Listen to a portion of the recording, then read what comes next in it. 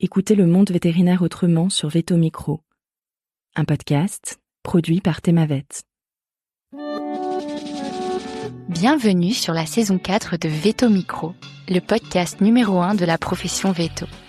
Parce qu'il y a 1000 façons d'être vétérinaire, nous donnons la parole à celles et ceux qui font vivre nos métiers au quotidien. En nous partageant leur parcours professionnel, ils interrogent leurs choix, leurs ambitions et leurs doutes. Au travers de leurs histoires et de leur rapport au vivant, ils questionnent aussi l'avenir de notre profession. Nous sommes Colline, Annabelle, Sophie et Marine, 4 vétérinaires multicasquettes, et chaque semaine, nous vous emmenons à la rencontre de consoeurs et confrères aux parcours multiples, inspirants et parfois inattendus. Vous êtes ici chez nous, mais surtout, vous êtes ici chez vous. Belle écoute! Alors, bonjour à toutes et à tous. Aujourd'hui, j'ai le plaisir de recevoir Oriane Schmitt. Salut Oriane, bienvenue dans Veto Micro. Salut, merci beaucoup de me recevoir. Avec grand plaisir. Alors Oriane, tu es jeune diplômée, on peut encore dire ça, puisque tu es sortie d'Alfort en 2019. Tu exerces aujourd'hui dans une SPA locale. Après des débuts en canine, d'abord à Cherbourg, puis en Gironde, tu prends le large, on peut dire au sens propre, puisque tu fais un tour de l'Atlantique en voilier, avant de revenir poser tes valises en refuge. Depuis presque un an, tu exerces à temps plein dans une SPA indépendante où tu mets ton énergie et ton idéal au service des animaux les plus vulnérables. Tu aimes partager aussi ton expérience en formant de futurs ASV et éducateurs canins, en accueillant des stagiaires et en transmettant ton enthousiasme pour ce métier souvent méconnu de vétérinaire de refuge. C'est d'ailleurs l'une des raisons pour lesquelles je suis complètement ravie de te recevoir à mon micro, parce que ça permettra à nos consoeurs et confrères de découvrir à travers ton regard et ton expérience cette médecine de refuge et la manière dont elle t'anime au quotidien. Donc tout au long de cet épisode, on va parler canine, protection animale, transmission, mais aussi j'espère voyage et navigation, ce qui va nous permettre de prolonger un petit peu agréablement les vacances, au moins par la pensée. Alors est-ce que cette brève introduction, Oriane, est assez fidèle à ton parcours, ou en tout cas est-ce qu'elle résume assez bien ces années suite à la sortie de l'école ? Complètement. Voilà. Après, tu l'as dit, je suis pas une très ancienne diplômée. Ça fait 6 ans, donc c'est pas tant que ça. Donc j'ai un parcours veto encore jeune, on va dire. Mais oui, c'est un résumé assez fidèle. Alors, c'est pas toujours facile de se présenter en quelques mots. Si dans un contexte pro, type congrès ou entretien d'embauche, tu devais te présenter, comment tu le ferais et qu'est-ce que tu dirais de toi en premier ? Aujourd'hui, je dirais que je suis vétérinaire de SPA. Je pense que c'est vraiment le cœur de mon métier aujourd'hui. Après, je dirais que je fais pas que ça, que en tant que vétérinaire, je fais aussi de la formation, tu l'as dit déjà en introduction, de jeunes ASV et d'éducateurs canins, que je fais aussi un petit peu de rédaction dans la presse véto, y compris pour Thémavet de temps en temps. Et ça, c'est quelque chose qui me tient à cœur, c'est mon côté un petit peu littéraire, on va dire. Et que j'aime bien cet aspect multicasquette de notre métier de vétérinaire. Et je sais qu'il y en a plein d'autres avant moi dans ce podcast qui ont eu des casquettes très, très multiples parce que des carrières aussi un peu plus longues que la mienne. Mais je pense que voilà, la triple casquette de vétérinaire, clinique de refuge, de formatrice et de rédactrice, c'est un bon résumé de mon côté professionnel. Super. Alors, comme beaucoup d'entre nous, c'est l'amour des animaux qui t'a conduit à faire des études de véto. Après la prépa, tu as intégré Maison Alfort. Est-ce qu'il y avait une raison particulière à ce choix d'école ? Très honnêtement, non. Moi, j'ai fait une prépa parisienne. Mon amoureux de l'époque, qui est toujours mon amoureux d'aujourd'hui, Ah, super. lui est parti. Oui, ça fait longtemps. Voilà. Et j'en suis très contente. Voilà, c'est très chouette. Donc, mon amoureux de l'époque, lui, est retourné dans sa ville d'origine, qui est Bordeaux. Et il n'y a pas d'école vétérinaire à Bordeaux, donc finalement, il y avait Toulouse comme option. Mais moi, ma famille vit en région parisienne. Ça a toujours été Alfort dans ma tête, donc j'ai pris Alfort presque par. Puis dans ma prépa, on allait tous souvent à Alfort. Vraiment, la question s'est jamais vraiment posée, j'avoue. D'accord. Et du coup, Et j'ai adoré mes années à Alfort. oui, c'est ce que j'allais dire. T'es pas sortie depuis très très longtemps, mais finalement, ce qui te reste de tes années d'études, c'est plutôt des super souvenirs. Oui, moi j'ai des très bons souvenirs avec un très bon groupe de copains et c'est des bonnes années. Il y a eu des moments moins drôles comme pour tout le monde en études, mais moi j'en garde un très bon souvenir. Super. Est-ce que tu as toujours voulu faire de la canine ou est-ce que tu as un peu changé d'avis ou exploré d'autres espèces pendant ton cursus ou pendant tes stages ? En arrivant, moi, à l'école véto, je voulais faire des chevaux. D'accord. Je voulais faire des chevaux comme beaucoup. Moi, je suis une pouféquine, comme on dit chez nous. J'ai fait l'équitation pendant 10 ans, tout ça. Vraiment, je suis un petit peu le cliché de la jeune qui a toujours voulu faire vétérinaire depuis qu'elle a 6 ans. Moi, je voulais faire vétérinaire ou chanteuse comme Laurie quand j'étais petite. Ah oui. Bon, voilà, c'était précis, hein. Après, comme Laurie. Et donc, quand je suis arrivée à l'école véto, moi, je voulais faire des chevaux. Et puis, je me suis assez vite rendu compte que déjà, en termes de zone géographique, c'était pas forcément très simple de faire des chevaux. Qu'en termes de choix d'équilibre, vie pro, vie perso, c'était pas non plus toujours très simple de faire des chevaux. Et donc, je suis sortie de l'école en disant, c'est pas grave, je ferai de la mixte. Je ferai un peu de tout. Je suis en fonction du travail que je trouve. Je suis partie en canine en me disant, ça m'intéresse et il y a pas de souci. Et je suis sortie de l'école en me disant, je ferai un peu de tout. Et le premier emploi que j'ai trouvé, je devais faire un tout petit peu d'équine. Mon patron devait me former.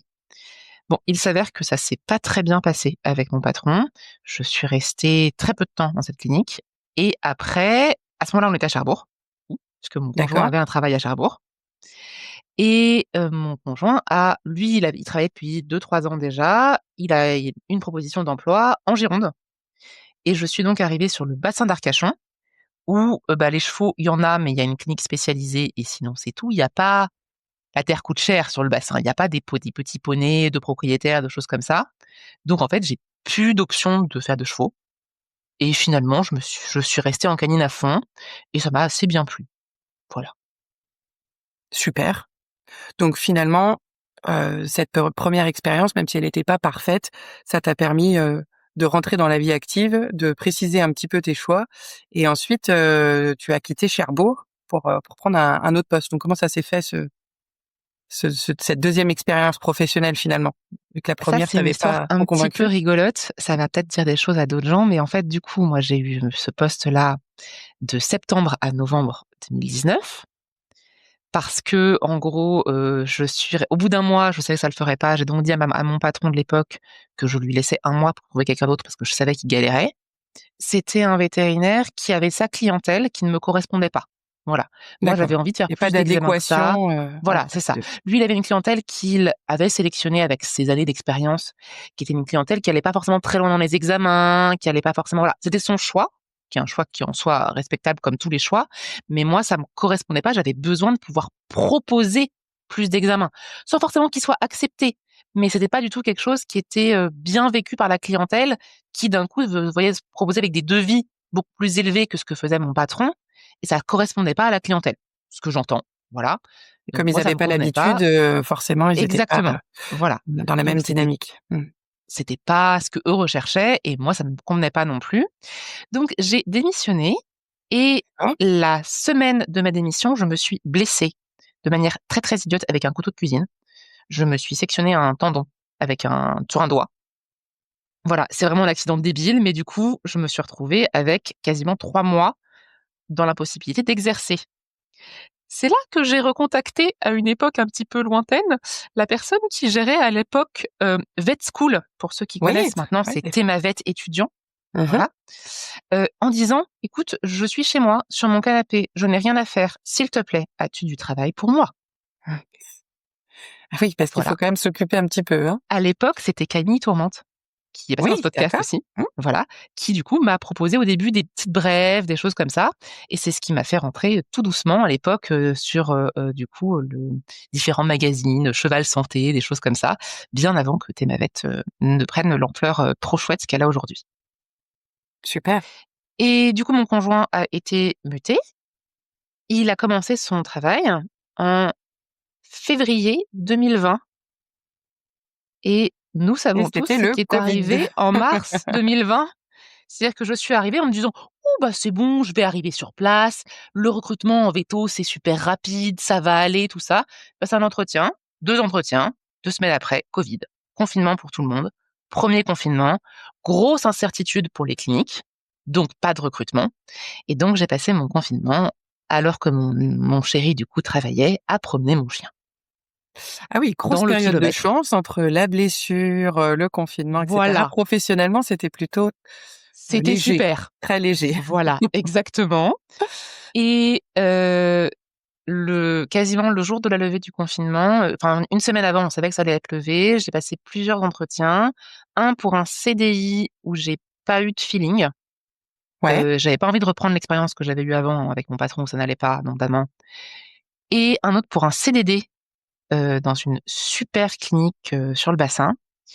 Et j'ai pris le CDD et c'est parti aujourd'hui des meilleures expériences que j'ai jamais eues avec des patrons absolument géniaux je pense que si j'avais eu une autre mauvaise expérience, ça aurait pu peut-être être compliqué de continuer, voilà, et vraiment des patrons absolument géniaux, des gens avec qui je suis encore en contact aujourd'hui et que j'apprécie beaucoup. C'était un CDD de combien de temps? En plein été, c'était de mai à octobre. Ah super. Je serais bien restée là-bas, mais c'était très, très loin de chez moi. D'accord. Donc je ne suis pas restée après et j'ai trouvé un autre emploi sur le bassin, mais beaucoup plus près de chez moi cette fois, et où là, je suis restée 2 ans. C'était une très chouette expérience aussi. Oui, a priori, finalement, les bonnes expériences se sont enchaînées, la région était sympa, et ton compagnon, il est dans quel secteur? Mon compagnon, il est, ingénieur dans les bateaux, en gros. Il fait des gros bateaux gris. Donc du coup, la proximité de la mer, Ah, est indispensable. est indispensable. Ah, Tout à fait. C'est-à-dire que mon conjoint, vivre à plus d'une demi-heure de la mer, c'est impossible. Ce n'est non négociable. ce qui est aussi sympa pour trouver, des Ah, c'est débouchés très et des chouette. postes pour les vétos, c'est aussi bien, a priori. Non, c'est très chouette et en plus, ça donne des secteurs où finalement, il y a beaucoup de gens l'été avec du tourisme et tout ça, mais où finalement il y a assez peu de gens qui vivent, donc on trouve du travail facilement en tant que véto. D'accord, et même si c'est plutôt un côté, touristique, on va dire, avec peut-être un petit peu moins de monde le reste de l'année, est-ce que d'un point de vue pratique, ça correspondait beaucoup plus à tes attentes? Oui, alors la première clinique sur le bassin où j'ai fait mon CDD, c'est pour moi l'incarnation de super vétos généralistes, dans le sens où ils savent exactement à quel moment il faut référer, à quel moment, bah, ça dépasse leurs compétences et voilà, et vraiment ils sont très bons, ils sont voilà et en même temps ils savent dépanner les gens, ils ont un rapport au client qui pour moi est top, voilà. Ma seconde expérience, heu, là, en termes de qualité de soins, on monte encore un cran au-dessus parce que alors c'est pas des spécialistes dans le sens où ils ont pas de collège, ni européen ni américain, mais il y avait un CEAV de médecine interne, l'une des vétérinaires qui avait des formations en comportement dermato, une autre des associées qui avait une excellente formation en échocardio, voilà donc et en chirurgie aussi. Donc vraiment un trio d'associés, qui allait loin dans les soins, avec assez peu besoin de référer finalement, sauf des cas vraiment très complexes et du coup pour moi une formation, au top quoi. Vraiment, Bah, c'est super. des très, très, très bons vétos. Non, mais j'ai pas à me plaindre de mes expériences, en Gironde, vraiment pas. Bah, tant mieux quelque part, puisque ça avait un petit peu mal débuté, en tout cas sur les adéquations entre les attentes et les moyens. Finalement, là, ça correspond plus et tu plus épanoui, et ça correspond plus, au type de clientèle, en tout cas, à laquelle tu t'adresses. Ce qui finalement est Tout un à peu fait. le grand écart avec ce que tu fais aujourd'hui, mais on verra ça tout à l'heure. Mais c'est vrai C'est que ça. c'est assez intéressant de voir comment tu as cheminé entre, ces expériences super, donc la deuxième, j'imagine qu'elle est un petit peu dans la même mouvance, la deuxième clinique que tu fais en Gironde? En fait, ouais, la première c'est celle en CDD et la deuxième c'est celle, dont je te parlais où là, on monte en niveau avec le CEAV et tout ça. OK, super, et C'est celle-ci, effectivement, tu y es resté, et ça s'est terminé comment, votre collaboration? et ben, ça s'est terminé parce qu'avec mon amoureux, toujours le même, hein, du coup, on avait un projet depuis quelques années déjà. On voulait partir en voyage en bateau et Ah donc on super! a acheté un bateau et on est parti 1 an en voilier, autour de l'Atlantique. On a fait à peu près le même début de parcours que Inès Fluy, qui a aussi été dans ce podcast. Super! Hem et bon, elle après, elle a continué, elle a fait le Pacifique et tout ça. Moi, je ne suis pas allée aussi loin. Mais voilà, du coup, bah, simplement, voilà, moi, j'ai quitté cette clinique parce qu'on avait cette année prévue de voyage et après on savait pas où on reviendrait, notre vie allait forcément changer un petit peu, puis j'allais pas leur dire, «Bon, bah, je m'en fais pendant 1 an, donc vous m'attendez, puis après peut-être je reviens pas». Non, c'était pas possible, enfin, Mais pour eux, ça aurait pas été du tout correct c'est sûr, et mais donc tu avais quand même un poste qui te plaisait, dans un endroit qui te plaisait, et est-ce que, c'est parce que vous aviez prévu la date de départ, ou est-ce on que avait tu prévu la date de ouais, départ depuis longtemps. En OK, fait, donc on a de même toute façon, repoussé d'1 an parce que professionnellement, mon conjoint avait un projet qui se terminait à ce moment-là, mais en fait, je savais pas la date exacte quand j'ai commencé dans la clinique, mais je savais qu'un jour ça arriverait. d'accord, et Voilà. est-ce que tu Je les avais prévenus ou pas du tout? Pas en commençant, Ouais. Notamment parce que je savais pas trop comment ce serait pris au début et parce qu'au début, c'était 2 ans avant, donc j'avais même pas le bateau, j'avais rien du tout. Je les ai prévenus quelques mois avant quand j'étais sûre qu'on allait partir. Voilà. D'accord. Et du coup, ça a été, bien accueilli ou Plutôt plutôt bien bienveillant? accepté. Non, Ouais. vraiment, ils ont été très bienveillants. Je pense qu'il y a l'un des associés qui était un petit peu sous le choc, donc qui sur le coup a pas trop su comment réagir. Après, alors il y en a une qui que j'apprécie énormément sur le plan humain. Je pense qu'elle m'a prise pour une folle, d'idée de partir 1 an sur un bateau. Par contre, c'était un petit peu banco jeunesse se fasse, quoi. Voilà, OK, très bien. Et la dernière, c'est quelqu'un que j'apprécie aussi énormément, voilà, et elle était ravie pour nous, super, vous allez faire un joli projet, C'était voilà, en fait, quelque part, je pense que c'est des gens qui sont associés, tous les 3, mais qui, en prenant une jeune véto, telle que je l'étais à ce moment-là, savaient que peut-être je ferais pas ma vie sur place et quand je leur ai annoncé, bon, bah, voilà, c'est la vie, les jeunes vétos, parfois ils s'en vont, parfois ils restent, parfois comme ça. Il y avait pas de je pense en tout cas, ni de mon point de vue ni du leur, pas de pas de sentiments amers, pas d'amertume, de choses comme ça. Je pense. Bah, J'espère. c'est ce qui Moi, je les est aime bien. oui, et ce qui est top parce que ça permet aussi de voilà, d'avoir une expérience positive des 2 côtés, sans ressenti, quelconque. Donc tu ne leur dis pas de t'attendre, bien évidemment. Eux, ils trouvent, des remplaçants et cetera. Mais est-ce que tu gardes en tête que quand tu vas revenir, vous allez devoir retrouver dans cette même région et que peut-être éventuellement tu vas retourner dans cette clinique? Ou tu sais d'emblée que, Alors, je garde en tête que je vais retourner en Gironde, probablement, parce que mon conjoint a beaucoup d'attaches et que moi j'aime beaucoup la région. Enfin voilà, on est attachés à la région pour plein de raisons. Par contre, je savais qu'ils avaient trouvé quelqu'un qui en plus va probablement s'associer dans la clinique, parce qu'eux avaient des projets d'association et tout ça. Donc, je savais que je retournerais dans cette clinique-là. Je savais qu'eux, ils avaient continué leur vie professionnelle et que moi je continuerais la mienne. En plus, le bassin, c'est très chouette, mais pour mon conjoint, y retrouver un travail, c'était pas forcément simple. Donc, on pensait, voilà, éventuellement retourner en Gironde ou même aller ailleurs. Finalement, on n'était pas fixé en fait on était focalisé sur le voyage et on savait pas exactement où on irait après. Peut-être retourner en Gironde, peut-être pas. Rien n'était fixé et c'était aussi ça la beauté du moment. c'est top. Vous êtes, tous les 2 férus de bateau, navigateurs, dans l'âme, petits, vous aviez ce projet-là commun ou c'est plutôt l'un de vous 2 qui a drivé ça et le deuxième qui a suivi, ce beau Alors dans projet? l'histoire, c'est vraiment moi qui ai suivi pour être, voilà. Après j'adore, hein, Ouais, et bah, je te l'ai dit tout à l'heure, on s'est rencontrés en prépa, du coup avec mon conjoint. Donc ça fait aujourd'hui bientôt 13 ans qu'on est ensemble. Donc j'ai très vite c'est quelque chose dont on a parlé assez tôt. Il m'en a parlé la première fois, j'étais encore à l'école véto. d'accord. Et lui, Donc c'est quelque chose qu'il avait très, très envie de faire et toi, tout à fait naturellement, tu t'es dit: «Bah» lui, il rêvait de faire une mini transat, qui est une régate d'accord, ouais, particulière qu'on fait en solitaire, sur l'Atlantique, mais il trouvait que c'était quand même plus sympa de faire un projet à 2. D'où le tour de l'Atlantique et tout ça. Qui est parce que moi, la mini transat, du coup, déjà, c'est en solitaire et en plus, pour le coup, la régate, donc la compétition, que ce soit en bateau ou en autre chose d'ailleurs, la compétition, c'est pas forcément ma tasse de thé. J'ai fait l'équitation pendant 10 ans, mais j'ai jamais fait de compète, par exemple. d'accord. C'est plus pour le voyage et le loisir et pas forcément pour, Exactement, la voilà. performance et le dépassement de soi, quoi.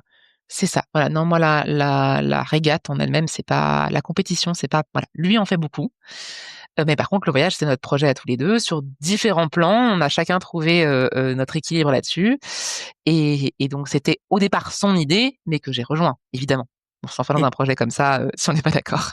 oui et puis 1 an, en tête-à-tête, à un moment, il faut effectivement être d'accord Ah, sur le c'est un bon projet. test de couple, hein. Franchement, je recommande, hein, J'imagine. franchement, c'est un bon test de couple, mais franchement, c'est mieux que le confinement encore, hein, parce que là, il y a pas de possibilité d'aller faire un tour, hein. Il y a pas d'échappatoire et on peut pas aller promener le chien même avec un petit justif. Et Ça, c'est sûr. exactement.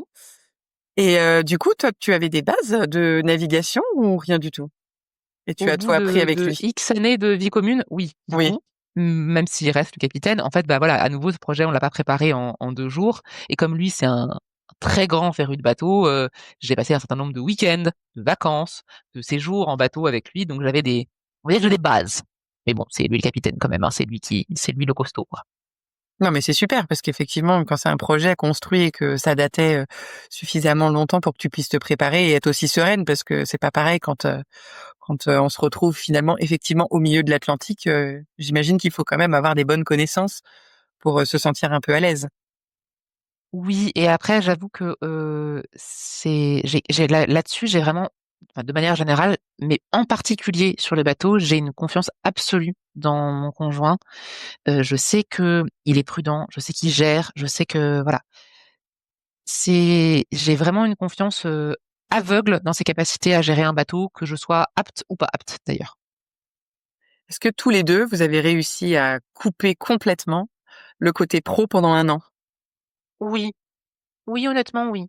Après moi je reste vétérinaire dans l'âme. J'aime parler de mon métier, donc c'est vrai que quand les gens me demandaient: «Tu fais quoi dans la vie?» J'adore parler de mon métier.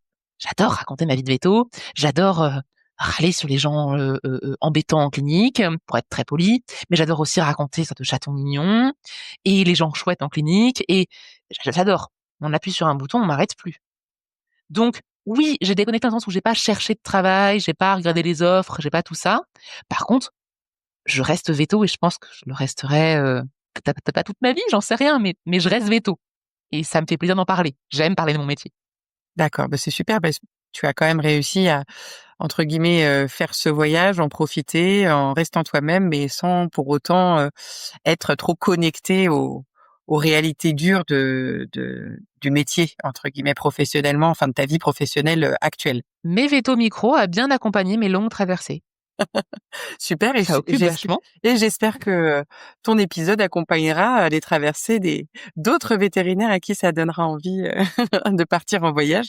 On en a quelques-uns qui se sont succédés à ce micro et qui racontent, c'est vrai, souvent le bienfait aussi de voyager, de s'ouvrir, de vivre d'autres expériences et qui reviennent souvent, avec une autre façon d'envisager leur métier, et souvent très différente, très complémentaire, mais toujours aussi épanouissante donc j'imagine que, est-ce que tu as l'impression d'être revenue, différente de cette expérience pendant 1 an? Pas vraiment prête à de nouveaux projets quelque part. On avait fait un premier projet, qui était un projet qui nous tenait à cœur et on est prêt pour les suivants. C'est un peu ça. Super, un Donc bon ouais, test, ouais, c'était ouais. ouais, c'est voilà, prêt pour d'autres projets, quels qu'ils soient, plus ou moins originaux, mais voilà, vraiment, et je pense pas que j'ai été si, j'ai peut-être appris un petit peu le lâcher prise. Ouais, Ça, c'est un point quand même. Si je dois dire un enseignement du voyage, je suis quelqu'un qui naturellement a un petit peu du mal à ne pas anticiper beaucoup de choses. J'ai besoin d'accord. de savoir ce que je vais faire la semaine prochaine, le mois prochain, le anticiper. J'aime bien planifier, j'aime bien Prévoir, faire des listes, j'aime bien voilà, et j'aime bien cocher des listes. Oui, voilà, vous voyez, ce genre de personne qui a un cahier avec des listes qu'elle coche. c'est bien. Et c'est vrai qu'en bateau, ben, on peut pas vraiment planifier. Il faut tout prévoir. Il y a un très joli proverbe qui dit que les plans de navigation sont écrits sur le sable à marée basse.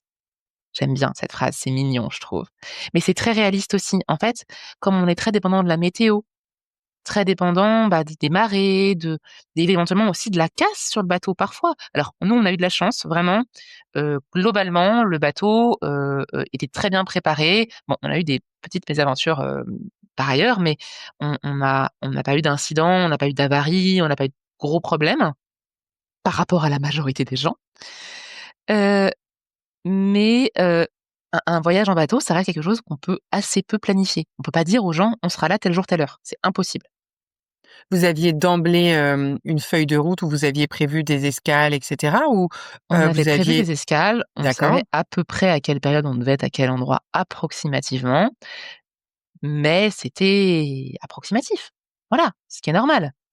Il y a des choses qui se sont pas déroulées comme prévu parce que, sur un an comme ça, surtout dépendant de la météo, ben, il y a un coup de vent, il y a pas de coup de vent, il y a pas de vent, on peut pas partir, au contraire, là, il y a beaucoup trop de vent, on peut pas partir non plus.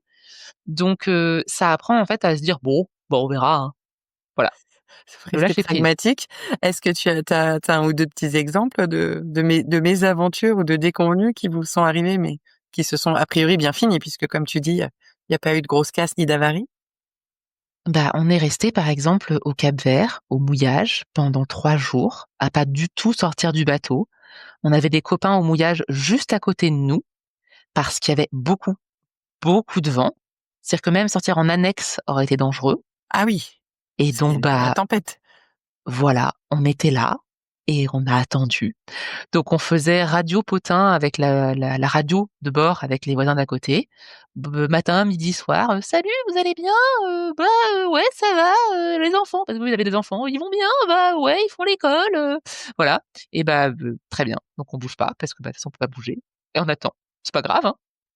On Non, attend. non, rien, comme tu dis, avec le lâcher prise, rien n'est grave. Voilà. Vous aviez des réserves? Oui. De toute façon, pour le Cap-Vert, il faut faire des réserves. La nourriture c'est pas très simple de faire des courses au Cap-Vert. Donc, du coup, Donc, ça, tu avais pu anticiper. oui, ça, on avait pu anticiper. On avait les fonds pleins de voilà, en parlant de nourriture, ça, c'est une anecdote rigolote aussi. On a fait, en gros, pour essayer de pas payer trop cher nos courses pour la transat, retour, on avait fait le plein de nourriture à Saint-Martin. Ouais. Saint-Martin, c'est un territoire d'outre-mer. Donc c'est des produits français, en plus, c'est pratique, c'est des produits qu'on connaît, donc voilà. Parce Un que notre petit dernière côté étape rassurant. c'est ça, la dernière étape, c'était les Bahamas. Aux Bahamas, le paquet de pâtes de 500 grammes, ça coûte 4 €. Ouais. Donc voilà. C'est sûr Et que ça doit être ben, un sacré budget quand même, hein, 1 an. on a acheté entre-temps quelques paquets de pâtes en République dominicaine Ah oui. et dans les paquets de pâtes, il y avait des charançons. Ça a Ah, contaminé tout notre stock. Il a fallu tout jeter pour tout racheter aux aux Bahamas. Bahamas. Ah, Voilà. c'est le Et bah là, cours le bateau, on de peut la faire quoi? monnaie. Bah rien, donc on fait. Ah ouais. Voilà, le lâcher prise. Le bateau, ça apprend le lâcher prise. À la fois la prévision il faut prévoir tous les scénarios et en même temps, on a beau prévoir, faut prévoir les bons scénarios, faut savoir quoi faire s'il y a un pépin et après, advienne que pourra. C'est sûr. Mais a priori, en tout cas, vous en êtes super bien sortis puisque, vous avez, à la fois réussi à anticiper, à faire vos étapes avec les aléas et cetera et sans subir de grosses déconvenues, ce qui est chouette. Est-ce que vous avez un autre projet, une autre destination maintenant que vous avez le bateau ou est-ce que, ce sont des projets, Pas différents? pour le moment, on va dire. Non, pas Pour le encore. moment, on envisage des projets, plus classiques, peut-être acheter une maison, peut-être faire des enfants, des choses, plus normales pour un couple de trentenaires qui a déjà un chien.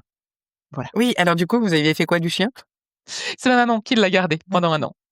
Elle était vraiment très, très maltraitée avec, ma maman, mes frères, qui alternaient le télétravail pour pouvoir sortir le chien et lorsque personne ne pouvait, ma grand-mère venait sortir le chien. Ah ça va effectivement, ça Vraiment un chien très malheureux. très malheureux. Mais après, comme tu disais, vos voisins avaient des enfants sur le bateau d'à côté, donc rien n'empêche dans quelques années de faire, un projet différent qui inclut toute la famille. Tout est envisageable. On verra à Vous ce avez moment-là. vous avez gardé le bateau? Le bateau, on prévoit de le revendre. D'accord. Bon ça Si fera on repart un jour, on partira sur plus gros, s'il y a des ouais, enfants, parce que là, c'était bien pour nous 2. c'est bien qu'à chaque étape, son nouveau lot de surprises et de préparation. C'est top. Donc du coup, tu nous disais que, même si tu as réussi à couper, bon, je sais que tu faisais quand même, 2-3 petites incursions, notamment dans tes missions, d'édition, de contribution, de rédaction de contenu et de formation. Tu peux nous expliquer un petit peu en quoi ça consiste, toutes ces missions de formation auprès des jeunes ASV, des éducateurs canins et le côté, rédaction de contenu pour les différents médias pour lesquels tu travailles? Alors essentiellement, pour la formation, c'est quelque chose que j'ai commencé assez récemment, en revenant en fait du voyage. D'accord. Pour la rédaction de contenu, je te l'ai dit tout à l'heure, c'est quelque chose que j'ai commencé pour le coup il y a beaucoup plus longtemps puisque à l'école, je bossais pour Vet School et j'ai commencé avec donc des brèves dans, l'auxiliaire vétérinaire à l'époque où ça existait et en fait, je fais surtout du contenu à destination des ASV avec des articles, divers qui me sont proposés et pour lesquels enfin voilà, je rédige le sujet. Je fais un tout petit peu de contenu aussi dans Chien de chasse où je fais la D'accord. rubrique vétérinaire. Voilà. Le magazine du chien de chasse, c'est complètement un hasard. C'est des gens qui m'ont contacté en me disant, «On cherche un vétérinaire pour faire, les rubriques véto». J'ai fait: «OK». Donc c'est de la vulgarisation, en fait, de différents sujets. Je trouve toujours intéressant. En fait, finalement, c'est répéter ce qu'on dit en consultation tous les jours, mais en faisant un article. Oui, Voilà après et ça en reste plus, des semi-professionnels sûrement sur les pour chiens les de ASV, chasse, oui. et les ASV Pour encore les plus. ASV, c'est vraiment ça. Pour les propriétaires de chiens de chasse, c'est des gens, on va dire, c'est des amateurs éclairés. Les Mmh. ASV, clairement, c'est des professionnels. Donc Mmh. le ton est pas le même quand je m'adresse aux ASV ou quand je m'adresse à un public comme les chasseurs. Vraiment, c'est pas du tout je parle pas de la même façon puisque les ASV sont en général beaucoup plus qualifiés que le chasseur qui est un amateur éclairé. Et puis ça me permet aussi de me tenir au courant vraiment de l'actualité vétérinaire, de tout ça. Donc moi j'aime bien. C'est ce que je te disais, c'est mon petit côté littéraire, la rédaction de contenu. J'aime bien. Dans ma vie très personnelle, si j'avais pas fait vétérinaire, je pense que j'aurais aimé faire journaliste dans la presse écrite. La question s'est jamais posée, mais je pense que c'est un métier que j'aurais bien aimé faire. Voilà. Et du coup, dans la formation, ce que tu viens de prendre En revenant de voyage, j'ai contacté l'Institut Bonaparte et j'ai fait 1 an de cours pour les ASV là-bas. Déjà parce que je sais que c'est quelque chose que je partage avec d'autres gens qui sont passés dans ce podcast. Voilà, moi, je crois vraiment dans le métier d'ASV. Je trouve que c'est un super métier qui n'est pas le métier de vétérinaire et qui est un métier différent mais hyper complémentaire. Je trouve que moi, j'ai eu des super ASV avec lesquels j'ai travaillé et avoir un binôme ASV, c'est génial. C'est avoir des gens qui font un triage correctement, qui savent être patients avec les gens à l'accueil, tout en les cadrant correctement, qui savent gérer les rendez-vous, qui savent gérer les stocks, qui savent tout ça. C'est un métier auquel je crois énormément. Et donc former des jeunes générations d'ASV, pour moi, c'est quelque chose de très sympa. Au moment où j'ai pris le poste de formatrice, je pensais travailler en clinique. Et personnellement, un temps plein de 118 jours classique en clinique, ça m'intéressait pas vraiment. Donc, je pensais pouvoir faire et de la clinique et de la formation. Il s'avère qu'à la SPA, j'ai un temps plein, qui n'était pas possible autrement. Donc, pour l'instant, je mets en pause la partie formation des ASV. Je continuerai à former uniquement des éducateurs canins.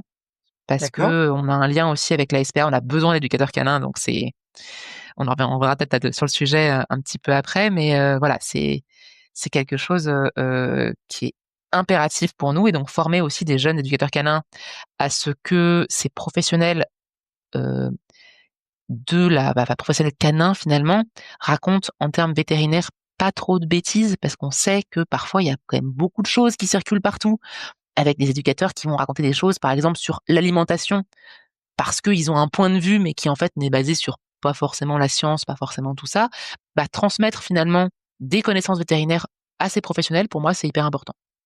Et du coup, comment t'es arrivé à former cette cible d'éducateurs? Tu as des éducateurs seulement ou tu as aussi des éleveurs ou d'autres types de C'est catégories une professionnelles de... formation d'éducateur canin qui est faite par l'Institut Bonaparte aussi. Et D'accord. en fait, comme j'ai commencé avec les ASV, m'ont proposé de faire ça aussi et j'ai accepté. Et donc Voilà. celle-ci, tu l'as conservée. Celle-ci, je l'ai conservée, tout à fait. D'accord. Donc depuis ton retour, tu viens de nous dire que tu travaillais dans une SPA indépendante à plein temps. Tout à fait. Comment tu as obtenu ce poste? Est-ce que c'est toi qui l'as cherché? Est-ce que c'était une vraie volonté, une opportunité, le hasard, ou tu as vu une annonce ou... En fait, donc, on est revenu de voyage et on avait convenu avec mon conjoint, comme on savait pas vraiment où on allait poser nos valises, que lui se mettrait à chercher un travail d'abord. Et que comme c'est D'accord. quand même plus facile pour moi en tant que vétérinaire de trouver du travail, le marché étant ce qu'il est actuellement, je ne regarderai les annonces que lorsqu'il aurait trouvé du travail. Sauf que comme je suis incapable de rester loin de Thémavette très longtemps, j'ai quand même été scroller sur Thémavette Job et je suis tombée sur l'annonce de la SPA. Et bon, il se trouve que ça correspondait bien, que le travail avait l'air intéressant, le descriptif du poste m'a plu, et donc j'ai contacté en me disant on verra bien. 2 jours après, j'avais un entretien, et 1 mois après, je signais mon contrat.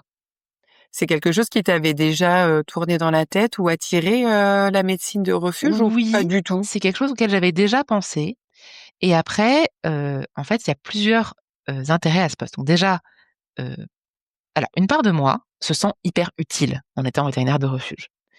C'est un petit peu le rêve de petite fille de dire que je soigne des animaux qui en ont vraiment besoin.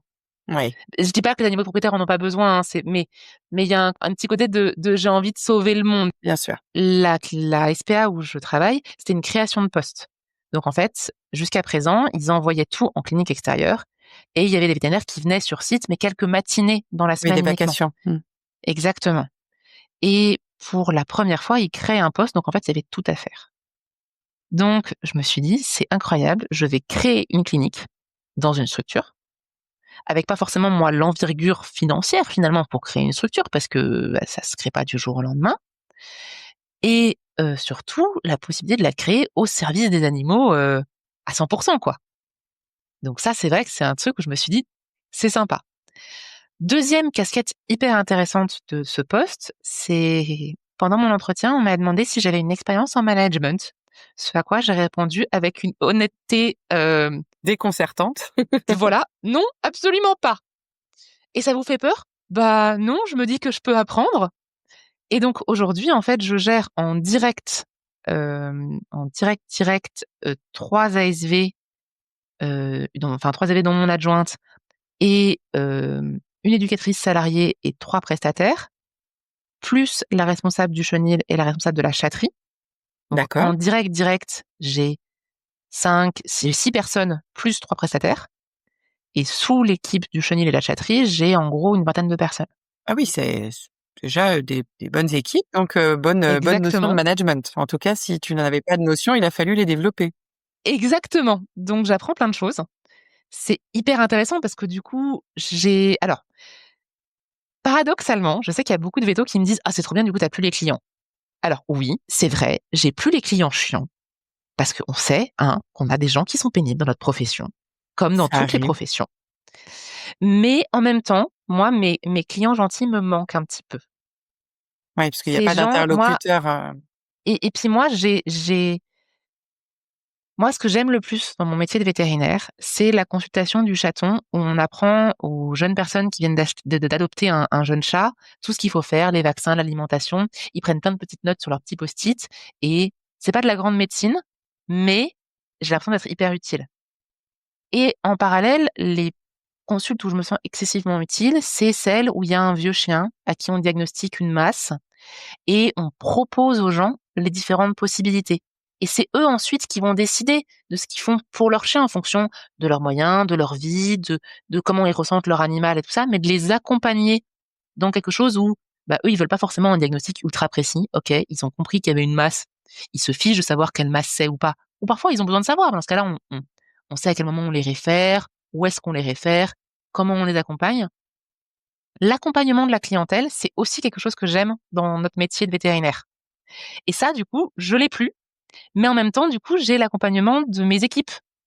Et ça, c'est quelque chose que je découvre et que j'apprécie énormément parce que alors parfois, c'est pas facile, hein, parce qu'il y a des revendications qui sont pas toujours, là, pas toujours possibles parce qu'on est une SPA et qu'on a un budget, limité sur plein de choses, y compris sur, des équipes. Et parfois, il y a des revendications qui sont juste pas possibles parce qu'elles sont en contradiction, avec, celles de la voisine. Mais le côté, gestion de l'humain, moi j'aime bien ça. Voilà. J'essaie et d'être, dans tes équipes, ce sont tous, notamment les ASV, des personnes qui travaillent, à temps plein également dans la structure? Ou c'est des gens qui travaillent aussi dans d'autres structures? non, alors, à l'exception de mon adjointe qui elle est là à temps partiel parce qu'elle gère, elle a une entreprise, par ailleurs, sinon c'est des gens qui sont là à temps plein. D'accord, et ils avaient tous des expériences, différentes dans des cabinets, des cliniques ou des structures, Pas vétérinaires forcément. privées, ou pas forcément? Non? Alors, mes ASV ont travaillé en clinique avant. Mmh. Par contre, les équipes de chenil, c'est très varié. J'ai des gens qui viennent, que du milieu associatif, j'ai des gens qui ont été toiletteurs, des gens qui sont là depuis la création de la SPA, j'exagère à la création parce qu'elle a quelques décennies quand même, Décennies, oui, mais mais bon qui sont là depuis. après, du coup, ils ont beaucoup d'expérience, s'ils sont là depuis le C'est début. ça, tout à fait. Mais voilà, donc non, j'ai des profils qui sont très variés et c'est ça qui est intéressant aussi. Oui, c'est sûr, c'est sûr. Alors c'est vrai que nous, on a en tête, beaucoup les chiffres, la communication qu'on peut voir passer, même si on s'intéresse pas de très, très près, à tout ça. On voit qu'il y a quand même beaucoup de choses qui sont faites, notamment pour la prévention, du grand public et des adoptants pour, limiter les abandons, surtout autour de la période estivale. Est-ce que, c'est fidèle tout ce qu'on dit, par rapport à ce que tu as pu, toi, observer sur le terrain et notamment cet été? Est-ce que c'est toujours aussi important, la vague d'abandon avant les vacances? Est-ce que, tu as remarqué qu'il y avait eu, soit, une tendance qui s'accentue, soit au contraire, justement, une prise de conscience qui s'opère avec toute cette communication? Alors moi, ça fait pas quand même très longtemps que je suis en SPA, mais de ce que je peux comprendre, on va pas trop dans le bon sens quand même. Je suis désolée, je suis pas très optimiste, mais Mmh. voilà. Alors, en fait, nous, nos animaux, il y a quelques abandons, mais on n'a pas beaucoup de place, donc on en prend assez peu. La «source» entre guillemets principale de nos animaux, c'est la fourrière. D'accord. On travaille avec des communes et donc en fait, on a énormément d'animaux qui arrivent en fourrière et énormément d'animaux qui ne sont jamais réclamés. qu'ils soient ou non identifiés. Identifié, oui, c'est toujours le problème. Voilà. Donc on en a beaucoup qui sont pas identifiés et on en a beaucoup qui sont identifiés mais qui ne sont pas réclamés. Et en proportion chien-chat, tu as autant de chiens que de chats? J'ai un peu plus de place de chiens que de chats, OK. mais les chats restent beaucoup moins longtemps chez moi. J'ai beaucoup plus de turnover. Je suis un milieu périurbain, donc j'ai beaucoup plus d'adoptions de chats. L'adoption de chats, ouais, c'est ce que j'allais Voilà, te par demander. contre, c'est ça. Donc du coup, tu as des chiens qui restent longtemps? J'ai des chiens qui restent très longtemps. Mmh. J'ai une autre problématique aujourd'hui, c'est qu'en fait, mes chiens qui sont sympas, mignons ou de petit format, eux, ils restent très peu de temps. Aujourd'hui, les refuges, c'est pareil partout. Pour en avoir parlé avec d'autres vétérinaires ou avec d'autres professionnels de refuges, ils sont remplis de malinois et de croisés dogs. Croisés staff, croisés ce que vous voulez.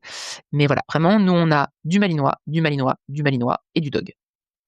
Avec une vraie problématique de gens qui prennent des malinois souvent jeunes, parce que c'est mignon, c'est joli, ils trouvent ça esthétique, on va dire, mais qui n'ont pas du tout la connaissance de l'espèce canine de manière générale et plus spécifiquement Besoin du malinois.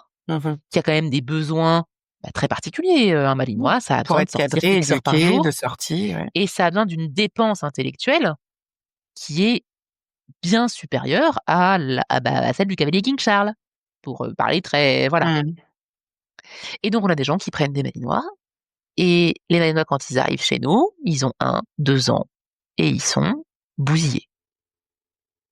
Et du C'est-à-dire coup, que reprendre ça hypothèque leur chance de trouver, forcément une famille, c'est le problème, c'est adaptée. que moi, pour beaucoup de malinois, l'adoptant idéal, il faut qu'il vive à la campagne, qu'il ait pas d'enfants, qu'il ait pas Pas d'autres d'autres animaux, animaux? qu'il ait un terrain bien clôturé.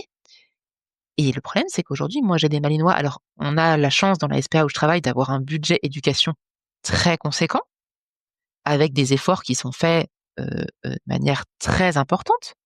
Mais on a des chiens sur lesquels le profil de l'adoptant, si on veut pas que le chien aille littéralement dévorer un enfant, il va être excessivement compliqué. Parce que c'est des chiens où s'il y a un enfant qui passe à vélo, comme ils font de la prédation sur le mouvement, ils vont manger l'enfant. D'accord, et est-ce que, du coup, toi, tu dois faire, plus de comportement sur ce type de chien? Est-ce que tu es formé à ça? Est-ce que tu dois le faire? Ou est-ce que vous comptez essentiellement d'abord sur les éducateurs, pour pouvoir recadrer un petit peu ces animaux-là? Alors, il y a différentes politiques. Moi, je suis pas très pour la médicalisation de chiens en box, notamment l'utilisation de la fluoxétine, parce que j'estime, c'est ce que j'ai appris, je me trompe peut-être, parce qu'à nouveau, le comportement, c'est pas ma spécialité, mais que la fluoxétine, ça nécessite une thérapie d'éducation derrière, une thérapie comportementale. Et malheureusement, moi, j'ai pas ni les effectifs, ni la structure, le chien finalement, même si on le sort, admettons, une demi-heure tous les 2 jours, ce qui déjà est très, très bien chez moi. Mmh. Parce que souvent, ces chiens compliqués, ils sortent pas une demi-heure tous les 2 jours. Ils sortent plutôt 1 ou 2 heures toutes les semaines, quand j'ai de la En une chance, fois? Mmh. en une fois.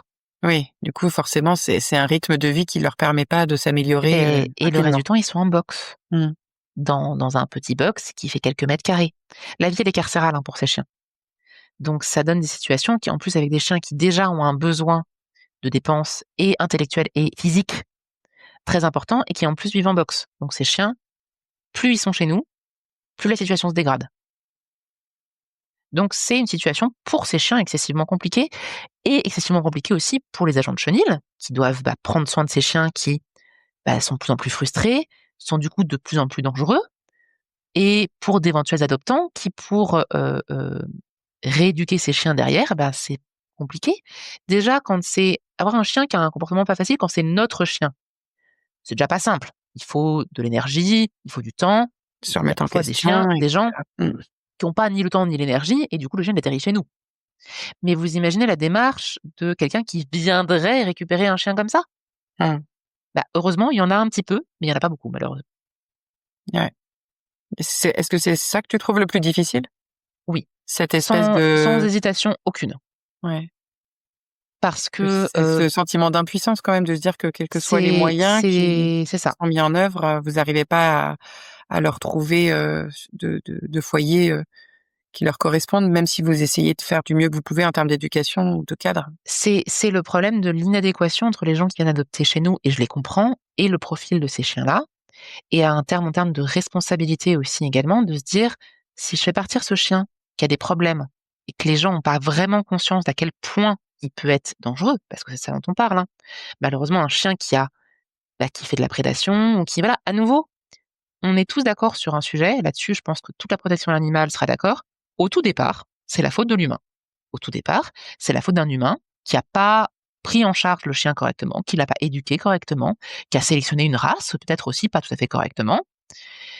Et à partir du moment où on a ce constat-là, j'ai envie de dire super, mais le petit garçon ou la petite fille qui passera dans la rue devant le chien, qui se fera dévisager, lui, il y est pour rien. Non Et qu'est-ce plus. qu'on fait de ces chiens? C'est les Et conséquences là, la aussi. question est excessivement complexe. Euh, Aujourd'hui, dans la SPA où je travaille, il y a une politique zéro euthanasie. Donc, nous n'euthanasions aucun chien. Donc, on essaye de leur trouver des sanctuaires, des choses comme ça. Mais aujourd'hui, on a un problème de surcharge, en fait, parce qu'il y a de plus en plus de chiens. En fait, il y a autant de chiens compliqués qui arrivent. Voilà, mais eux, ils partent pas, alors que les autres partent. Et donc, c'est compliqué. Puis, c'est dangereux pour nos agents, c'est dangereux pour les ASV au pôle soin, c'est dangereux pour moi, et c'est dangereux pour d'éventuels adoptants. Donc, voilà, c'est compliqué. C'est une situation excessivement complexe sur laquelle aujourd'hui on n'a pas de vraie solution. Et toi, tu disais que dans votre structure, en tout cas, c'est une politique zéro euthanasie. Est-ce qu'il y a Tout des à fait. grosses différences de point de vue selon les structures d'accueil? Il y a des différences de point de Ouais. vue, c'est certain. Je sais que récemment, il y a eu dans une autre SPA un scandale suite à une euthanasie de chien. Honnêtement, le débat est très très vaste. Est-ce qu'il est acceptable de faire vivre un chien qui a des besoins tels que ceux d'un Malinois dans un box pendant 1, 2, 3, 5 ans? Parce que souvent, c'est des chiens qui sont relativement jeunes, hein. Mais à la fois, ils sont jeunes et à la fois, comme tu disais, ils ont déjà 1 an ou 2, donc c'est même pas envisageable de parce qu'on Exactement. pourrait se dire les Malinois, c'est des très bons chiens de travail, ça reste des partenaires dans la On en fait sécurité, partir beaucoup à la police. Ah bah, quand C'est même. notre solution quand ils sont bons pour la police et la gendarmerie, on en a régulièrement qui partent, mais ils sont pas tous gérables à ce point-là. Hein. Donc certains, oui, il y en a beaucoup qui partent et heureusement qu'on a cette solution-là pour eux et ça, c'est génial. Mmh. On essaye de contacter des sanctuaires ou des assos comme ça, parce que nous, on n'est pas un sanctuaire. Non, c'est censé être une solution temporaire, mais en tout C'est ça. cas, c'est pas une solution Nous, à long terme, vraiment, quoi. c'est de la maltraitance. De garder un chien en box longtemps comme ça, le chien, on ne répond pas à ses besoins. Donc c'est très, très compliqué. C'est très compliqué. Hem Mais le problème, c'est que toutes les autres associations sont complètes aussi. Le problème, c'est le même partout. À une époque lointaine, il y a une vingtaine d'années, les gens se posaient pas la question. Tout chien qui était ne serait-ce qu'un tout petit peu neuneux, il avait le droit à la seringue magique. Ouais. Aujourd'hui, c'est plus voilà, aujourd'hui, on tombe un petit peu dans «l'autre extrême» entre guillemets. Je sais pas quelle est la solution vraiment, j'ai pas assez de Oui, recul c'est sur bien la plus SPA. complexe qu'un pour ou C'est contre, Exactement, c'est évidemment. excessivement complexe. Où est-ce qu'on place le curseur? Où est-ce que tout ça? Et d'un autre côté, on a aussi des chiens. Moi, j'ai un chien aujourd'hui qui est un chien très mignon, qui est un croisé labrador, qui est adorable et qui est en box depuis des années parce qu'il a des problèmes de peau. Et que les gens veulent Sinon, c'est un pas, se chien lancer dans des soins qui vont leur coûter cher. exactement. Mmh. Mais sinon, c'est un chien adorable. Et ce chien-là, moi, si demain la direction me disait, et ils le feront jamais, hein, c'est pas du tout leur politique. Bon bah il est là depuis trop longtemps, on l'euthanasie. Je dirais non. C'est pas possible, Il ouais. a, c'est pas possible. Et Mmh. c'est à nouveau, heureusement là-dessus, c'est pas du tout vraiment, pas du tout la politique de la SPA dans laquelle je travaille. Et je pense que c'est la politique de aucune SPA, vraiment. La politique sur les chiens dangereux, elle est très complexe. Les chiens vraiment, ceux qui sont à risque et ceux qui sont dangereux, il y a un curseur que chacun place où il peut, aussi en fonction de ses moyens et en fonction de beaucoup de choses. Et là-dessus, moi, je jetterai jamais la pierre à personne parce que c'est compliqué. Par contre, sur les chiens qui ont des problèmes de santé, je pense qu'il y a aujourd'hui aucune SPA en France, en tout cas, qui Mmh. prête à l'euthanasie là-dessus. Là-dessus, ça c'est vraiment, c'est hyper important à mettre dans la tête de beaucoup de gens. Quand j'ai commencé à travailler à la SPA, j'ai une consoeur et amie qui m'a dit, «Bah, j'ai pris un chaton Coryza, j'ai pas voulu le transférer chez vous parce qu'on m'a dit que vous euthanasiez les chatons Coryza». Ce n'est pas vrai. Je n'ai Ah jamais oui. euthanasié un chaton Coryza. Alors, parfois, malheureusement, quand ils sont très, très petits, ça peut arriver qu'ils ne survivent pas et qu'en effet, je fasse une fin de vie comme tout vétérinaire, voilà. Mais par contre, non, on les soigne et après, ils passent à l'adoption et ils vivent une belle vie de chaton. au contraire. De Oui, toute bien façon, sûr. Mais il y a on en beaucoup a plein d'idées chez nous. reçues aussi parce que les gens C'est il y a ça. de l'amalgame, mais parce que les informations qui sont véhiculées, sont parfois un peu montées en épingle, qu'on sait pas exactement ce qui se passe et que parfois il y a des choses, fausses qui circulent. Et on a le même problème, aujourd'hui, avec, par exemple, les fausses images, générées par, l'intelligence artificielle, ou des choses comme ça. Donc quand on n'a pas toutes les infos, ça va très, très vite, d'avoir des fausses idées qui sont véhiculées comme ça à travers les populations, et notamment, les adoptants. Donc, Tout à c'est fait. délicat. Mais voilà, c'est vrai que, voilà, moi, ce que j'aime dans ce travail à la SPA, c'est, en étant sur place tout le temps et en n'ayant plus de clinique, on peut, sur le plan médical, heu, pour des choses qui coûtent pas forcément très cher, mais qui, si on les emmenait en clinique, coûteraient beaucoup trop cher à la SPA. On peut aller assez loin et finalement sur des petites choses, on sauve des animaux, avec des belles histoires, quoi. Ouais, c'est super. Du coup, comment ça se déroule, ton quotidien? Qu'est-ce que tu fais le plus fréquemment? Est-ce que parce qu'on a quand même tous l'idée de se dire: «OK, quand ils arrivent, ben, soit ils sont jeunes, soit, ils sont, déjà un petit peu seniors», est-ce que tu fais beaucoup plus de médecine préventive? Est-ce que tu fais quand même, Je fais beaucoup de de la médecine chir? préventive. Et je Ouais, fais de la chir, exactement. Donc en fait, moi, mes matinées sont organisées avec ce qu'on appelle des séances. En fait, les séances, c'est, tout ce qui est vaccination, identification de tous les animaux qui sont arrivés et qui sont pas vaccinés, pas identifiés. d'accord. Qui sont en tout cas, ouais, pas voilà, on vaccine quasiment tout le monde, hein, même ceux qui sont identifiés. S'ils restent trop longtemps, on sait pas, mais on vaccine parce que, on a besoin de gérer, de la maladie de population, hein. Oui, il y a des logiques collectives. Heu, exactement. Les chats sont également tous testés contre, FIV, FELV à leur arrivée. Voilà. Et après, j'ai des matinées de chirurgie où on fait majoritairement de la stérilisation, mais aussi d'autres choses. On fait, chez nous, tout ce qui est, alors c'est pas de la grande chirurgie dans le sens où voilà, on fait, les énucléations, on fait, les amputations quand il y a besoin, voilà, mais ça permet de la gestion de plaies, des choses comme ça. Est-ce que c'est souvent des choses qu'ils ont quand ils arrivent ou est-ce que c'est des choses qui apparaissent parce qu'ils restent très longtemps, Très souvent, c'est des choses qu'ils ont quand ils arrivent, très D'accord. souvent et après de temps en temps, comme sur tous les chiens, on a des petites masses qui arrivent sur des chiens, qui en sont Mmh, là depuis longtemps. On retire des masses, on les fait analyser, tout ça. d'accord. Donc finalement, tu as un quotidien bien rempli, mais pas uniquement de la médecine préventive et Non, stérilisation, tu as quand non, même en un fait, il y a quand même, au refuge, de la place pour 200 chiens et 150 chats. oui, c'est ce que j'allais dire, Donc tu sur dis: «On n'a pas beaucoup de place, on a un bon turnover, mais il y a pas beaucoup de place dispo», mais par contre, il y a beaucoup, beaucoup oui, d'animaux. par contre, il y a beaucoup de place tout court, exactement. Donc en fait, il y a toujours un animal qui est un peu Mmh. moins en forme, quoi. Donc en fait, j'ai de la consultation assez souvent. Ah oui, surtout si tu es seul véto Heu, pour 350 animaux, effectivement. En fait, ouais, je suis seule véto temps plein, j'ai un confrère qui vient 2 matinées par semaine, en plus. OK. Voilà et donc c'est ouais, ça remplit déjà bien les journées, plus un peu de management des équipes et tout ça donc ouais, il y a de quoi faire. C'est pas et puis à nouveau, l'avantage ou l'inconvénient, c'est que nous, quand il y a pas de propriétaire, les soins, c'est à faire au quotidien aussi. Finalement, tous nos animaux, ils sont hospitalisés tout le temps. Même pour une otite, C'est vrai. c'est mes ASV qui font les soins, c'est pas les propriétaires. Est-ce que toi, tu as un contact direct avec les adoptants? Seulement s'il y a un souci médical. D'accord, si l'animal était jeune ou en bonne santé ou qu'il a été, stérilisé et cetera, tu n'interviens pas? Exactement. Si l'animal est en bonne santé, je signe un certificat de cession où il y a marqué qu'il y a rien à signaler et voilà. Par contre, s'il y a le moindre souci, la moindre pathologie, dans ces cas-là, c'est si la pathologie est classique, on va dire, c'est ou moi ou l'une de mes ASV et si c'est un peu Mmh. plus complexe, c'est systématiquement moi qui vais discuter avec les adoptants. D'accord. Voilà, Bah, ça, c'est aussi une particularité qui est importante parce que, comme tu le disais tout à l'heure, plus ils ont d'infos et mieux l'info est transmise, plus ils vont être capables de gérer, la maladie au quotidien et d'apporter tout à fait. les soins qu'il faut, à l'animal dans la longévité. Oui et puis plus ils sont prévenus au moment où ils adoptent, moins ils Mmh. auront de mauvaises surprises après, donc Bien plus sûr, ils ont une adoption réfléchie et en conscience. et transparente. Mmh.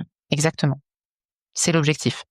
Et D'accord. c'est aussi l'objectif d'ailleurs de la SPA lorsqu'ils ont recruté un vétérinaire, c'était que la qualité des soins et le suivi des animaux soit, de meilleure qualité, en fait. Mmh. Pour que, il y ait quelqu'un qui suive les animaux, qui puisse dire aux adoptants: «Bah, voilà ce qu'il y a et voilà ce qui se passe». Est-ce que tu reçois des stagiaires vétos? Alors oui, j'ai reçu une stagiaire veto et j'ai posté une petite annonce pour l'été, mais j'ai eu personne qui a voulu venir Ah, me voir.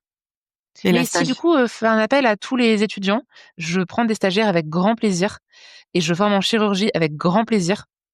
J'ai le temps de faire ça et mon confrère est un super pédagogue. Vraiment. Moi, j'essaye de l'être, mais vraiment, mon confrère est super pédagogue.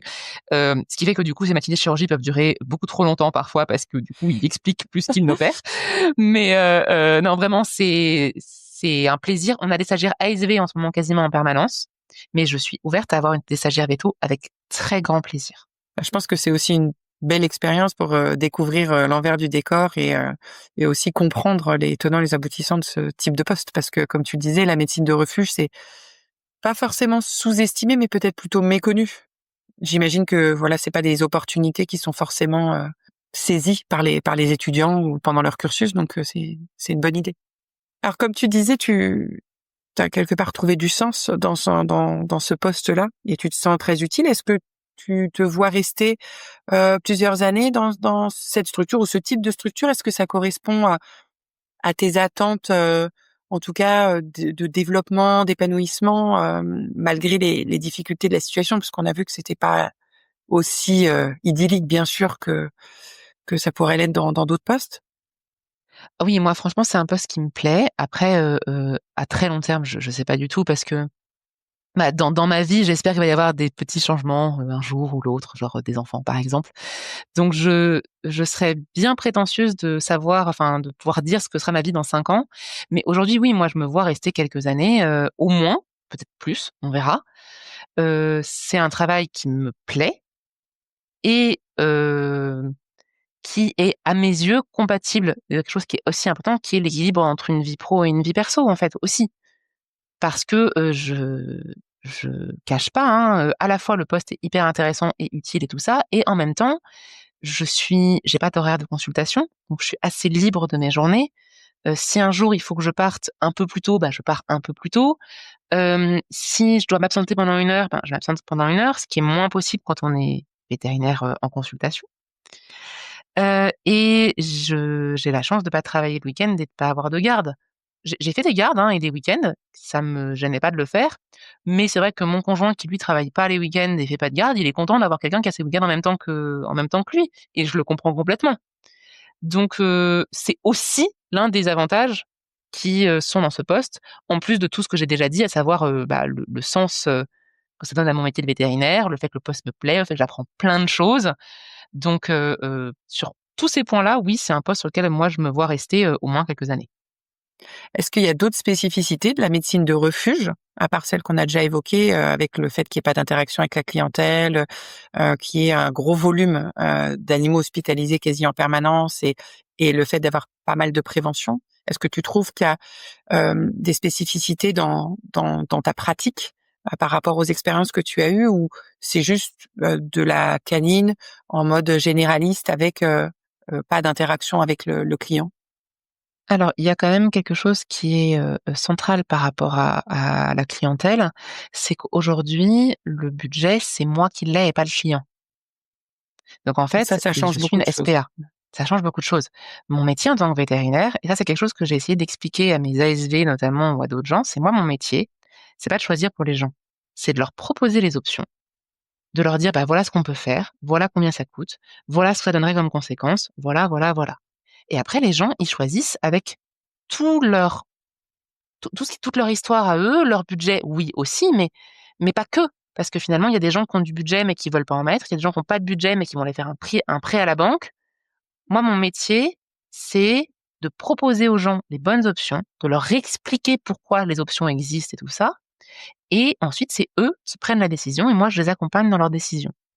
Aujourd'hui, ben, c'est pas tout à fait pareil, hein, dans le Oui, sens où tu peux le choisir, budget, mmh. ben, je le choisis un petit peu et en même temps, pas vraiment, dans le sens où, ben, on est une SPA, donc faut être raisonnable. On peut pas se permettre de se lancer dans plusieurs centaines d'euros dans un chaton qui a 3 semaines et qui a le typhus. C'est pas possible. Oui, bien sûr, tu as parce qu'en fait, des aussi tu chatons. as à la fois une logique, individuelle sur le soin, mais aussi une Exactement, logique collective de gestion de budget, de gestion des populations et que si tu fais trop de soins sur l'un, il y a forcément d'autres animaux qui auront pas la même possibilité d'accéder aux soins parce que le budget est pas extensible. Tout à fait. Et en fait, si je réfère un cas et que je fais des soins intensifs sur un chaton et que je dépense 2000 euros, ben, Mhm. c'est 2000 euros que j'aurai plus dans mon budget. Et il y a un moment où si je fais trop ça, ben, la SPA coule. Parce que si la SPA, elle est pas au moins un petit peu à l'équilibre, ben, ça marche plus. Donc, il faut être raisonnable. Et ça, c'est vrai que je pense qu'il y a beaucoup de confrères et de consoeurs, ça pourrait un peu frustrer parce qu'on va moins loin dans les soins. Mais d'un autre côté, en étant sur place, en étant vétérinaire de refuge, je peux aussi me permettre de dire: «Bon, bah, je vais amputer un chaton de 3 semaines et s'il survit, c'est super, parce que ça me coûte rien d'autre qu'un peu de gaz anesthésique. Mhm. S'il survit, c'est super. S'il survit pas, bah, au moins on aura essayé». Et ça, c'est ma décision quelque part, et c'est vrai que c'est ça qui est très différent. Par contre, c'est sûr qu'on pousse beaucoup moins loin la médecine. On ne peut pas se permettre de faire de scanner, par exemple, ou de choses comme ça. En termes d'équipement, qu'est-ce que tu as toi dans la structure en termes d'équipement Alors moi, j'ai un échographe sur place. J'ai la chance incroyable d'avoir un ligature, D'accord, donc ça pour les chirurgies, c'est génial. top. Hem, voilà, j'ai une gazeuse, en chirurgie, je suis vraiment bien équipée. J'ai un petit Poupinel, donc c'est pas le top du top de la stérilisation, mais bon, pour, de la chirurgie de convenance, c'est très largement acceptable. Heu, j'ai pas d'analyseur, mais j'ai une clinique, voisine, très sympathique qui Qui accepte sert de que je labo? dépose mes prises de sang exactement et qui me fait mes prises de sang pour ensuite m'envoyer mes résultats. Donc en fait, c'est pas du tout ce serait pas rentable pour moi d'avoir des analyseurs, Ouais. au quotidien. J'ai, du coup un mini labo avec, de quoi faire, enfin un microscope, une petite centrifugeuse, voilà, j'ai, de quoi faire un hématocrit avec des petits tubes à hématocrit, Mmh, mmh. voilà. J'ai des petites choses comme ça.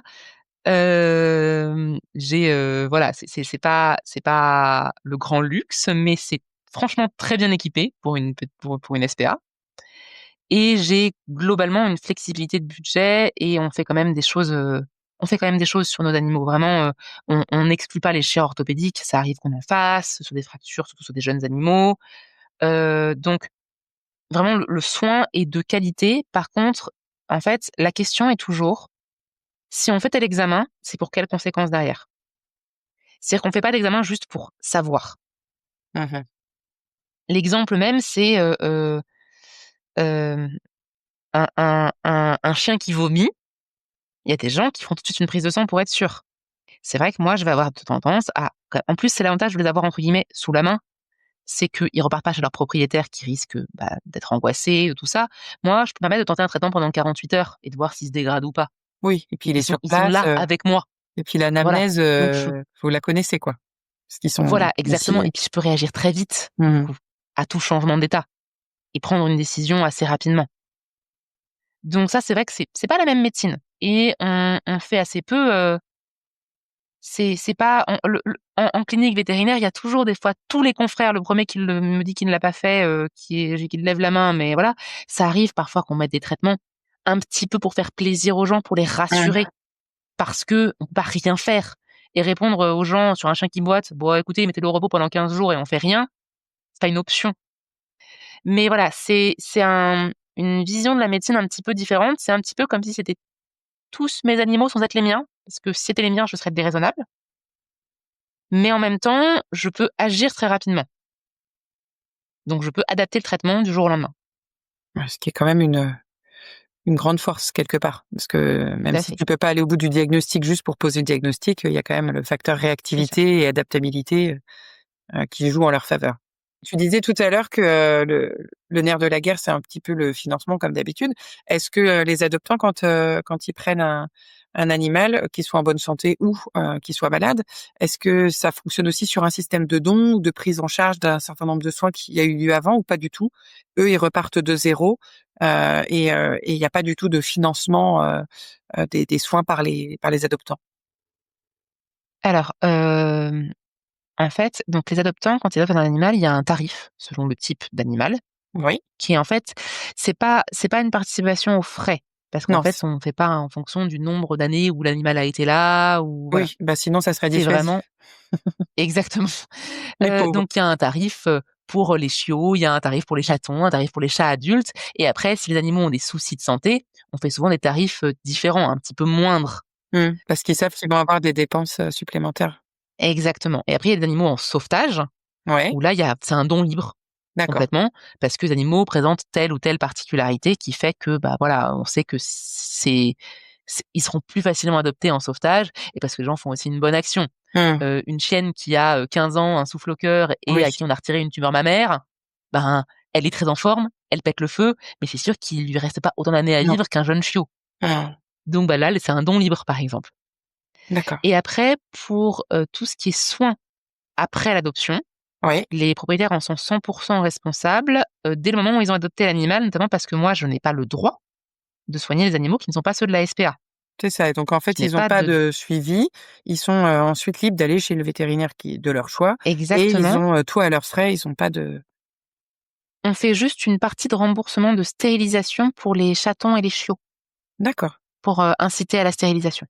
Si c'est pas vous qui l'avez déjà fait. Si c'est pas nous qui l'avons déjà fait, si l'animal est trop jeune. D'accord. Parce que du coup, toi, tu stérilises à quel âge? Ça dépend de... Je Ça dépend. respecte ce que je ferai en clinique. D'accord. Et ça veut dire que tu peux quand même avoir des animaux qui sont tout de suite réadoptés avant même d'avoir été stérilisés, donc qui sont très très Tout à jeunes. fait.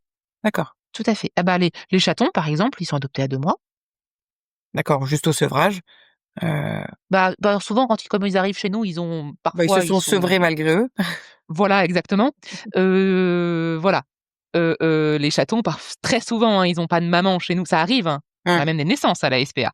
Ah oui. Parce qu'on a des chats gestantes qui arrivent en fourrière et on respecte le délai de fourrière. Donc elles mettent bas chez nous. Elles partent en famille d'accueil pour élever leurs chatons. Et ensuite, elles reviennent pour être adoptées chez nous. C'est des belles histoires. C'est sympa aussi d'avoir des Oui, c'est petites très mignon. naissances. Ça Tout à change. fait. Non, ça c'est très mignon. Et par contre, on a donc voilà les chatons et les chiots, ils partent sans être stérilisés. Et pour les chiens particulièrement, par exemple les chiens de grand format, si je juge que la stérilisation à 6 mois c'est trop tôt, Ouais. je le fais comme en clinique. Vraiment, D'accord. je mets le même curseur qu'en clinique. La seule chose que je fais un petit peu différemment de la clinique, c'est qu'en clinique, moi, j'étais pas forcément... La castration, pour moi, des chiens, ça dépend de beaucoup de choses, parfois notamment de leur comportement. Bien sûr. On sait aujourd'hui qu'il y a un impact notamment sur des chiens craintifs, qu'il faudrait pas toujours les castrer, tout ça. Ça, c'est quelque chose que je peux pas me permettre de faire à la SPA parce qu'on a quand même une vocation qui est de limiter la prolifération des animaux. Aussi. Donc, parfois, il y a des chiens où, s'ils avaient un propriétaire responsable et voilà, je leur dirais: «Écoutez, je pense qu'il vaut mieux pas le castrer parce que sur le comportement, ça pourrait être plus délétère qu'autre chose». Là, pour le coup, je n'ai pas le choix que de les castrer. Mmh. Ça fait partie des impératifs, malheureusement, liés à une structure, une association qui limite la prolifération, tout simplement. Oui, et c'est aussi vrai pour les chiens que pour les chats finalement, parce qu'on parle assez souvent de la prolifération des chats, mais finalement, c'est la même politique pour les chiens. C'est la même politique pour tout le monde, exactement. Et les chats et les chiens, eux, pour le coup, sont tous stérilisés dès 6 mois. OK, Voilà. super. Pardon, les chats et les chattes, et non pas les Mmh. chats et les chiens. Ouais, on avait compris. Les chiens, on a dit aussi que c'était en fonction du format et que tu faisais, C'est ça, du selon les format, recos et l'environnement. exactement, c'est Exactement. ça, exactement. Super. Est-ce qu'il y a un sujet qu'on n'a pas abordé et dont tu aimerais qu'on parle, ou est-ce qu'il y a une question que je t'ai pas posée que tu aurais voulu que je te pose? Je ne pense pas. Tu penses pas? Je pense qu'on a fait le tour. On a fait un peu le tour, alors Le message ultime, c'est, mes chers confrères, je vous aime tous, mais s'il vous plaît, ne pensez pas que parce que c'est la SPA, je fais mal mon travail. Parce que parfois, des gens ont tendance à penser que je fais de la médecine nulle. Je vous assure, j'essaye de faire du mieux que je peux avec le budget que j'ai ah, et qui est très conséquent pour une SPA. tu as souvent ce type soit de commentaires ou de ressentis dans les consoeurs et confrères? Pas partout, mais ça arrive, oui. Ça arrive. Après, des confrères, il y en a des très gentils comme des très pas sympas, hein, comme dans Oui, toutes les comme dans professions de la terre. mais ça, c'est sûr. Voilà, exactement. Et c'est vrai que parfois, il y a des vétos qui aiment bien se faire mousser un petit peu en disant que, parce que ça vient de la SPA, forcément, le véto, il fait n'importe quoi. Je veux dire, déjà, je fais vraiment au mieux et je vous assure que franchement, c'est pas si mal parce que ça fait pas si longtemps que je suis là, donc je peux me permettre de dire que vraiment, c'est pas si mal ce qu'on peut faire en SPA. Et je vous assure qu'on sauve une grande majorité des animaux et qu'on n'euthanasie pas les chatons coryza. Voilà, Ça, c'est c'est déjà important comme message. c'est une très belle façon, de faire passer le message pour que, au moins à l'intérieur de la profession, on ait une bonne Oui, vision de ce voilà, qui se passe derrière. c'est Mais ça. bon, tu dis que toi, ça fait pas C'est très longtemps, mais ton confrère qui vient, plusieurs fois en vacation, il a peut-être une expérience un petit peu plus longue en SPA Mon aussi, confrère, donc ça fait 40 ans qu'il vient à la SPA. voilà, donc c'est pour ça que je Il pense était que déjà à la SPA quand il était associé. mmh, Aujourd'hui, il a revendu sa clinique, et il continue à venir à la SPA 2 voilà. matinées par semaine, alors qu'il n'est plus associé nulle part. Ouais, tu vois? Donc c'est Voilà. pour ça que votre expérience quelque part, elle est complémentaire et son son de Oui, cloche à lui aussi est et intéressant et il a tout à sûrement fait, influencé ta façon de procéder aujourd'hui, mais ça va aussi dans le sens de ce que tu dis. tout à fait, et c'est un atout précieux parce qu'il a une expérience de la SPA, au fur et à mesure des années. Il l'a vu Mmh. changer. Il a une expérience, alors je vais vous faire une blagounette, hein, mais c'est un vrai homme, dans le cliché avec, la paperasse, c'est pas son truc. Il faut parfois le fliquer pour qu'il aille signer le carnet de vaccination et des choses comme ça. Par contre, c'est un super véto et je suis vraiment très contente qu'il soit là, 2 matinées par semaine parce que vraiment, c'est chouette d'avoir un confrère avec qui discuter et avoir quelqu'un qui a autant d'expérience, c'est génial. Ouais, Voilà. franchement, oui, C'était les petites fleurs pour mon confrère. ouais, il les mérite et Oui, j'espère qu'il vraiment, il les écoutera. mérite. Qu'il l'écoutera, qu'il les entendra à sa juste valeur. Alors si tu es d'accord pour finir, je te propose un petit questionnaire veto taquet, sur le principe un peu de répondre au tac, ce qui te vient à l'esprit en premier. On réfléchit pas trop, et comme ça on voit un petit peu ce qui te vient. Alors, l'animal qui a marqué ton enfance? Start-up. Un cheval? Non, un chien, Non? Un un chien. Ah labrador. bah, tu vois? Un labrador, super. Ta plus grande fierté en tant que vétérinaire de refuge aujourd'hui? Mip Mip, le chaton de 2 semaines amputé. Un des moments les plus difficiles de ton année? Il y a des moments, il y a des euthanasies qui sont difficiles. Ouais, Forcément, parce qu'en fait, on s'attache à ces animaux qui sont pas les nôtres, mais un petit peu quand même. Donc il y a des départs d'animaux qui sont qui sont difficiles, d'animaux difficiles. âgés, Donc de les voilà. départs. Et puis, je suis une personne qui est assez émotive, donc Mmh. je verse ma petite larme parfois en euthanasiant des animaux. Bah, le fait peut-être de ne pas avoir non plus à gérer, la tristesse et la douleur et la perte de la famille, Tout à on fait. s'autorise peut-être plus à laisser, Complètement. En émerger en les clinique, émotions. heu, Mmh. en clinique, moi, ça m'est arrivé de rester stoïque devant les gens, puis d'aller verser ma petite Mmh. larme derrière, Mmh. comme tous les vétos du monde. Ça se comprend. Donc oui, il y a des moments difficiles. Heu, il y a des moments où je suis en colère aussi. Mmh. Ça m'arrive. Hem, Devant des abandons Contre le parfois, système. Ouais. si, ouais, contre le système.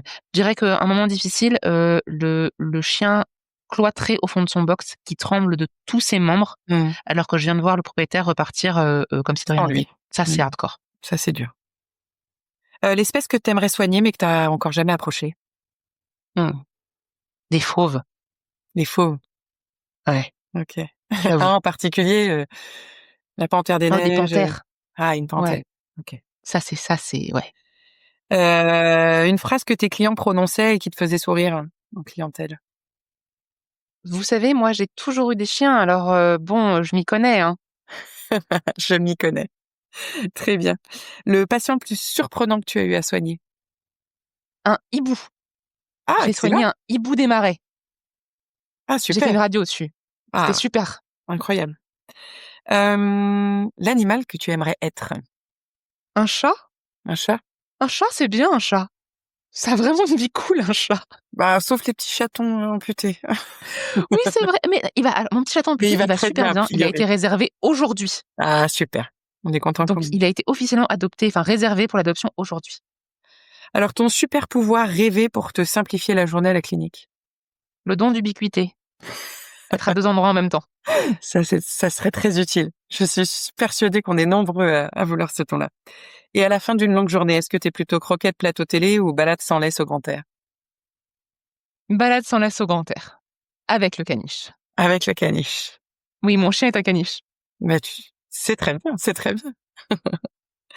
En tout cas, un grand merci Oriane pour cet échange. Si certains de nos auditeurs et auditrices veulent te contacter, comment peuvent-ils le faire? LinkedIn, très bien. LinkedIn, je regarde de temps en temps sans aucun problème. Impeccable.